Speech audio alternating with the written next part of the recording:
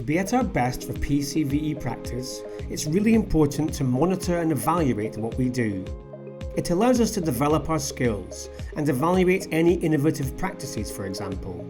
And it also gives us the possibility to learn from others' experiences. But above all, it doesn't need to be difficult to do.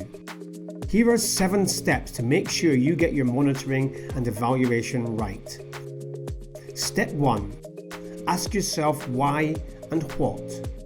Think why you want to evaluate, the specific goals, then decide what you're going to evaluate. Step 2. Put together an evaluation team. It should be 2 to 4 people who represent at least 2 different organisations involved in the CVE/PVE strategy or intervention you're going to evaluate. Step 3. Decide on the type of evaluation. It can be an effect evaluation, focusing exclusively on output and impact, a pragmatic evaluation, meeting the needs of decision makers and stakeholders, a process evaluation, finding out what happened and why, an economic evaluation related to the costs of the intervention, or a realistic evaluation to find out what works in which context for who and how. Or it might even be a mix of these types of evaluations. Step 4. Decide on the information you need. Decide if interviews, surveys, or participant observation will get the best data.